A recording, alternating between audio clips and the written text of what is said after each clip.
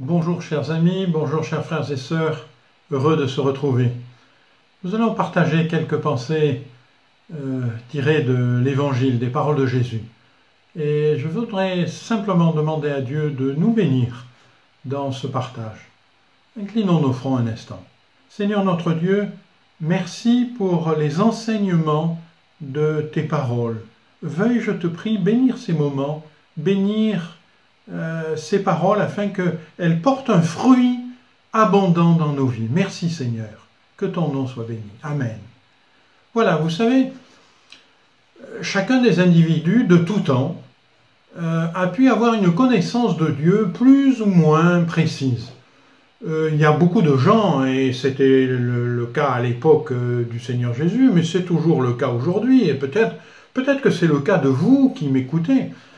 Il y a beaucoup de gens qui pensent que oui, il y a bien un Dieu, parce que la création, tout nous parle de quelque chose qui est tellement magnifique, tellement merveilleux, qu'on se dit oui, il y a bien quelqu'un qui a dû être à l'origine de tout ça. Ça ne peut pas être le hasard. Vous savez, dans ce monde-ci, chaque fois qu'on laisse quelque chose au hasard, en général, ça se traduit par une catastrophe. Non, ça ne peut pas être raisonnablement, ça ne peut pas être le hasard. Il y a une cohérence, il y a quelque chose de merveilleux dans la nature, et vraisemblablement, il y a quelqu'un derrière, il y a un Dieu. Et beaucoup pensent que oui, il y a un Dieu, mais pour eux, ce Dieu paraît très loin, très distant des besoins de l'homme. Mais vous savez que lorsqu'on ouvre la Bible qui nous parle de Dieu, qui nous parle de Jésus, son Fils, eh bien nous voyons que Dieu n'est pas loin de l'homme. Jésus, par exemple, il nous est dit dans plein de passages de l'Évangile que Jésus parlait aux foules. Par exemple, dans Matthieu, au chapitre 9, verset 35, il nous est dit que Jésus parcourait toutes les villes et les villages, enseignant dans les synagogues, prêchant la bonne nouvelle du royaume et guérissant toute maladie et toute infirmité. Voyant la foule, il fut ému de compassion pour elle parce qu'elle était languissante et abattue comme des brebis qui n'ont point de berger. Voilà, ce passage nous dit que Jésus, il parcourait les villes et les villages de son temps et il prêchait la bonne nouvelle du royaume. De quel royaume? Mais du royaume de Dieu, c'est-à-dire que Dieu est celui qui non seulement peut faire des choses merveilleuses, et il a fait des choses merveilleuses dans la création, mais Dieu peut faire des choses merveilleuses dans la vie des hommes. Et voyez-vous, il nous a dit qu'il parcourait les villages, les villes et les villages en annonçant la bonne nouvelle du royaume de Dieu. Mais c'est une bonne nouvelle extraordinaire. Dieu peut faire des choses merveilleuses dans nos vies. Et puis il nous a dit qu'il guérissait toute maladie et toute infirmité. Mais c'était évident que c'était la puissance de Dieu à l'œuvre, parce que même aujourd'hui, avec tous les progrès extraordinaires de la médecine, avec tout ce que l'homme a pu emmagasiner comme progrès, comme connaissance, même aujourd'hui, nous sommes incapables de guérir toute maladie et encore plus toute infirmité. Et Jésus démontrait, annonçait cette bonne nouvelle du royaume de Dieu et démontrait la puissance de Dieu qui peut effectivement agir dans une vie et changer une vie. Et il nous a dit que il était là, il a vu une foule qui était languissante et abattue, c'est-à-dire des gens qui ont perdu, comment on pourrait dire, le ressort en eux a été cassé. Oh, bien sûr, ils vivent, oh, bien sûr, il leur arrive de rire, bien sûr, il leur arrive des moments de joie, mais fondamentalement, il y a quelque chose qui s'est cassé en eux. Il n'y a plus une grande espérance, il n'y a plus un grand bonheur, il n'y a plus...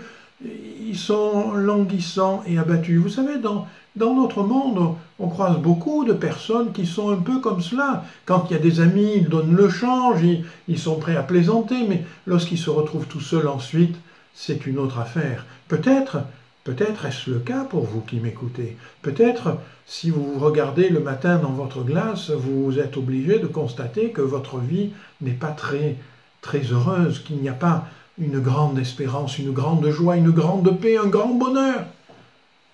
Vous faites peut-être partie de ces foules que Jésus croisait, qui étaient languissantes, abattues, comme il va prendre des images simples, des images que les gens de son temps comprenaient, mais des images qui nous parlent encore aujourd'hui à nous, comme des brebis qui n'ont point de berger. Vous savez, le berger, c'est celui qui garde le troupeau, c'est celui qui veille à ce qu'aucune brebis ne s'égare, de ce qu'aucune brebis ne s'égarant risque de perdre la vie. Et il est celui qui va les conduire, il conduit son troupeau pour que son troupeau ait de la bonne nourriture, que son troupeau soit en sécurité. Eh bien, Jésus va comparer ces foules comme des brebis qui n'auraient pas de berger, c'est-à-dire qu'elles partent au hasard, les unes à droite, les autres à gauche, n'importe comment, et sans le savoir, elles peuvent aller au-devant d'un danger terrible parce qu'elles ne savent pas, chacune va au hasard, sans connaissance, sans personne pour les guider. Et voyez-vous, on pourrait dire, mais ça peut pas, c'est pas comme ça, il faut un berger, il faut quelqu'un qui les conduise. Voyez-vous, la Bible nous montre qu'il y a eu un très grand roi, un roi qui a marqué toute l'histoire de son peuple et l'histoire de l'humanité. Et l'histoire, quand je dis l'histoire de l'humanité, c'est l'histoire jusque dans l'éternité. Quel roi extraordinaire! Ce roi, il s'appelle le roi David. Il a marqué l'humanité. Il nous est dit que Jésus, il est de la lignée du roi David. Il est appelé fils de David. Ça ne veut pas dire qu'il est son fils de sa sortie de ses reins, mais ça veut dire qu'il est de la postérité de David. Le grand roi David. Le grand roi David est un homme qui était très intelligent, qui est un homme qui était très courageux. Il est resté célèbre dans le monde entier. Tous ont en tête le combat entre David et Goliath, qu'on soit chrétien ou qu'on ne le soit pas, mais tous ont entendu parler du combat d'un enfant qui s'appelait David contre un géant qui s'appelait Goliath. Et cet enfant avait confiance en Dieu. Cet enfant est devenu le roi David. Donc un homme courageux, un homme qui savait se battre, un homme qui avait peur de rien, un homme qui était entreprenant, un homme qui restait un roi célèbre parmi tous les rois, un homme dont encore aujourd'hui le symbole sur le drapeau d'Israël, c'est l'étoile de David. Vous voyez, encore aujourd'hui, quel roi merveilleux! Eh bien, ce grand roi David a écrit un psaume merveilleux, un psaume qui porte le numéro 23. Dans ce psaume, il dit « L'Éternel est mon berger ». C'est-à-dire que lui-même, il avait compris que l'homme a besoin de quelqu'un qui le guide dans la vie. Parce que s'il n'y a personne qui le guide dans la vie, il va être comme ces brebis qui sont sans berger, il va partir au hasard de la vie, à droite, à gauche, au-devant de grandes insécurités, au-devant d'expériences très douloureuses.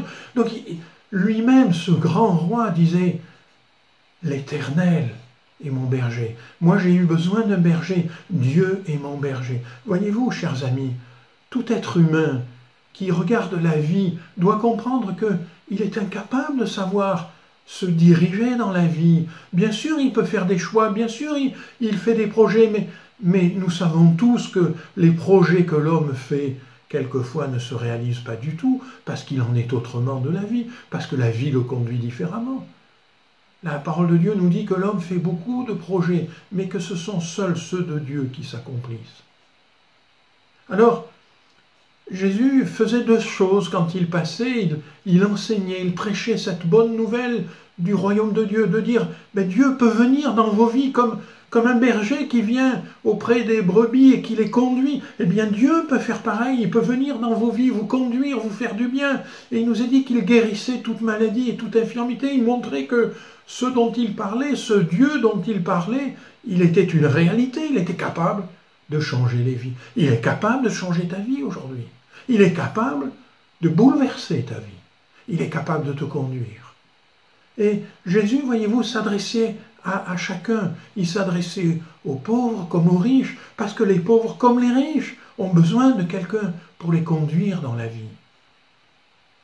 Et le Seigneur Jésus veut te conduire. À tous, il répondait aux besoins immédiats, aux souffrances. Les uns étaient infirmes, le Seigneur répondait, il les guérissait. Les autres étaient dans la maladie, il les guérissait. Le Seigneur, à tous, il annonce l'amour de Dieu, comme un berger qui prend soin de ses brebis, comme un berger qui ne veut pas qu'elles se perdent, Vous savez, le berger est disponible pour ses brebis. Il suffit qu'il y en ait une qui s'écarte du troupeau. Il nous a dit qu'il va laisser les 99 pour s'occuper de la 100e qui est partie loin du troupeau. Parce qu'il aime son troupeau, parce qu'il aime ses brebis. Et voyez-vous, le Seigneur Jésus aimait les hommes et les femmes, et il aime les hommes et les femmes que Dieu a créés. Il aime chacun d'entre nous. Il t'aime. Même si tu ne le connais pas, lui, il t'aime. Et il veut ton bien. Et la parole nous dit que Jésus s'est toujours soucié de faire du bien. Et il veut te faire du bien. Par exemple, dans Marc, au chapitre 6, au verset 31, il nous est dit que Jésus, à un moment donné, va dire à ses disciples, venez à l'écart dans un lieu désert, reposez-vous un peu, parce qu'il y avait beaucoup d'allants, de venants. Il n'avait même pas le temps de manger, tellement il s'occupait de tous ceux qui se présentaient à lui, des pauvres, des riches, des malheureux, des infirmes, des malades. Il les guérissait, il leur faisait du bien.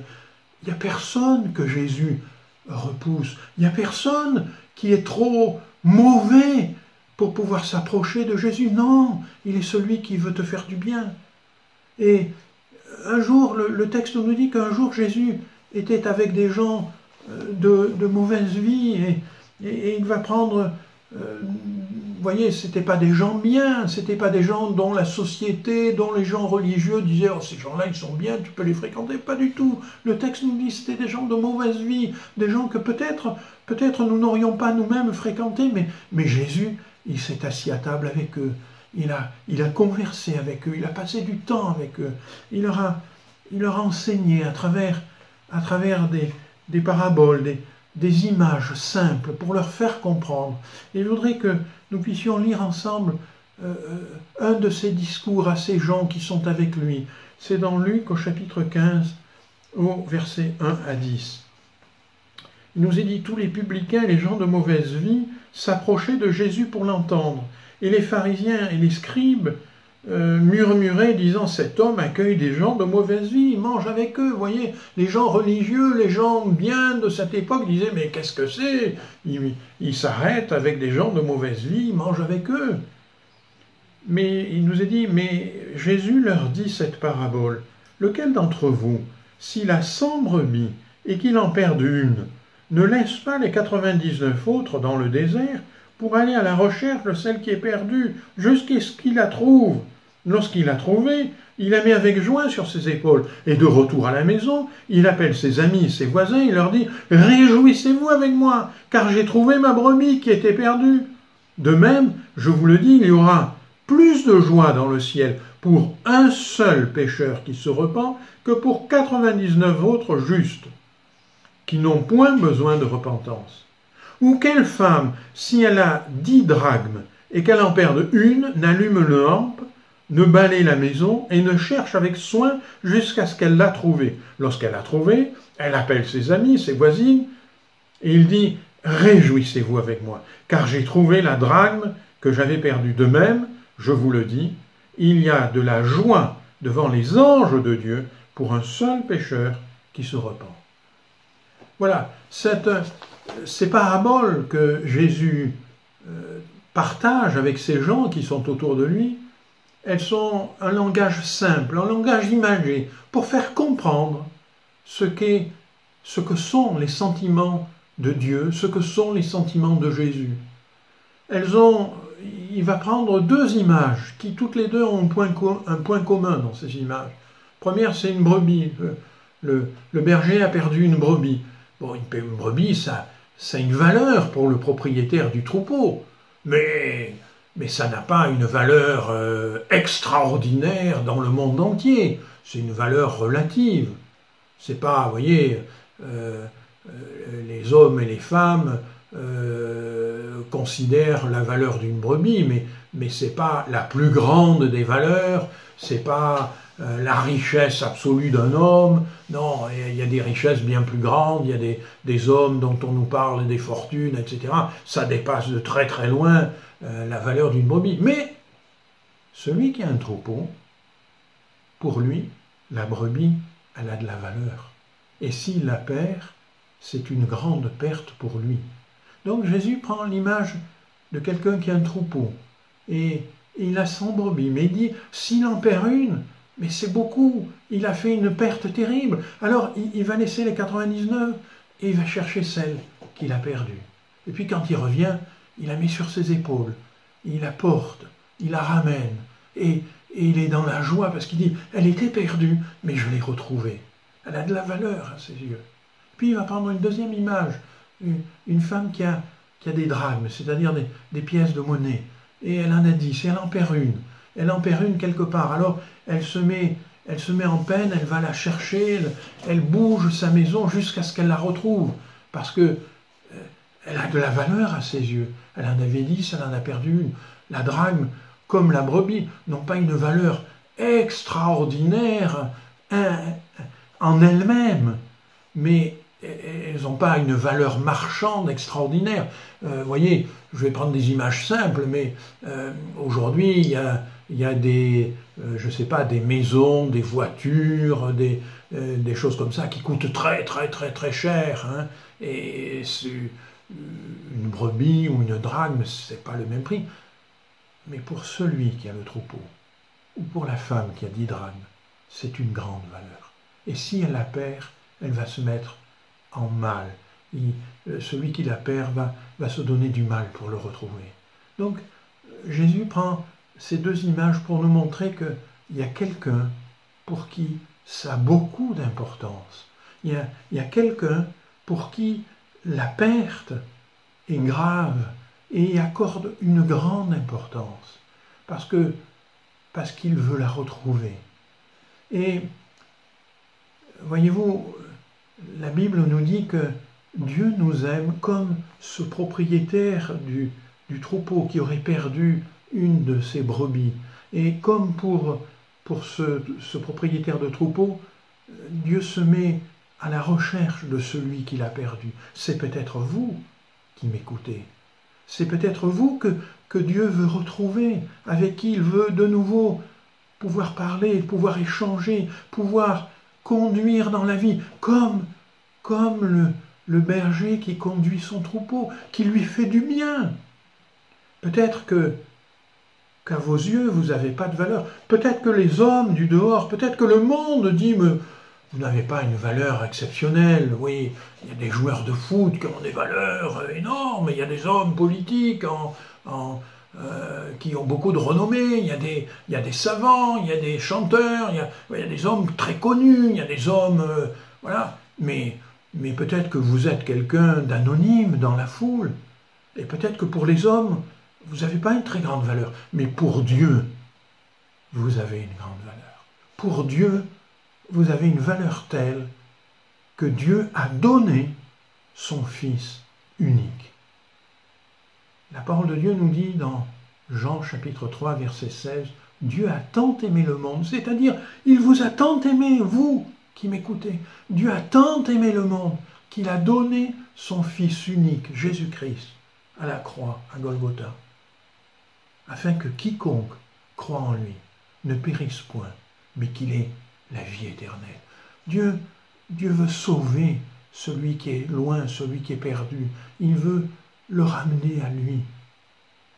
Comme dans les deux images que nous avons vues, pour Dieu, chacun de nous, vous, moi, chacun de nous, nous avons un grand prix à ses yeux.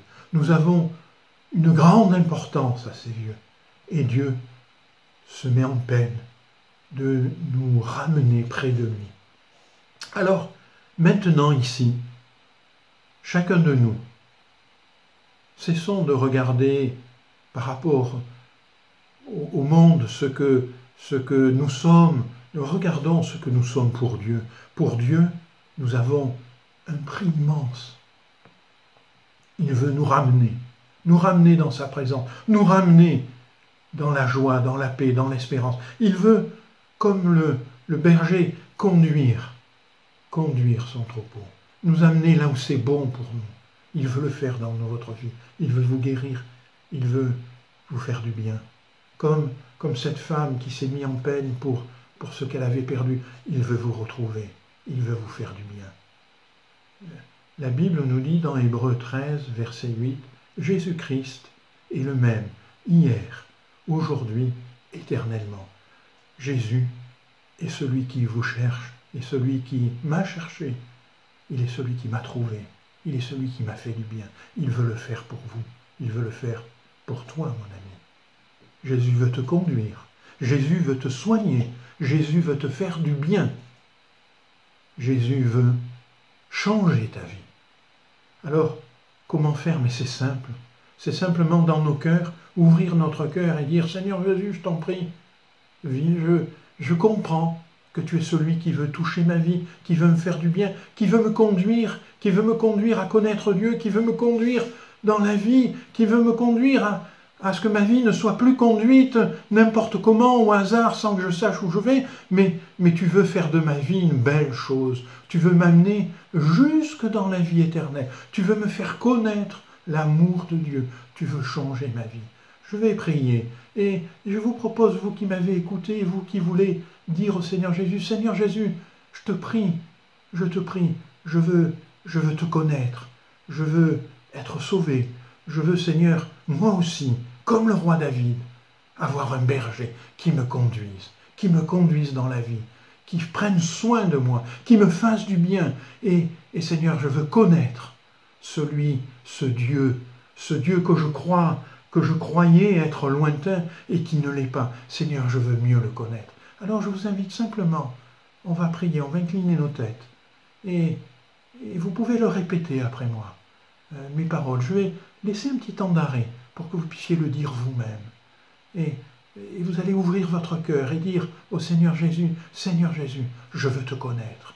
Et puis, vous allez prendre soin d'écouter la parole de Dieu à travers les messages que l'Église met à votre disposition, à travers la vidéo.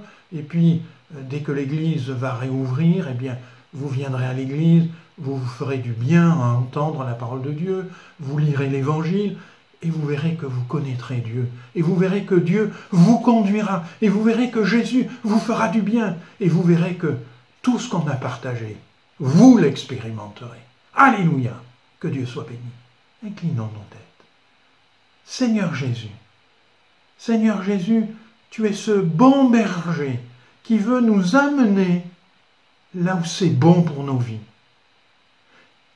Seigneur Jésus, tu es ce bon berger qui veut faire du bien à chacune des brebis du troupeau.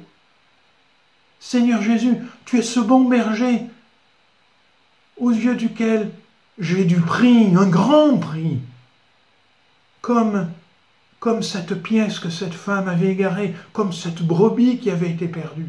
Seigneur, mon Dieu, j'ai un grand prix devant toi. Tu as donné ce que tu avais de plus cher, Jésus-Christ, ton Fils unique, afin que je puisse être sauvé, afin que tu deviennes mon berger. Seigneur Jésus, je vais ouvrir mon cœur et te demander maintenant, Seigneur, guide-moi, deviens mon berger. Merci Seigneur Jésus. Que ton nom soit béni. Amen. Alléluia. Comme c'est bon d'avoir pris la décision d'avoir Jésus pour berger. Votre vie sera changée. Que Dieu vous bénisse. À bientôt, chers amis.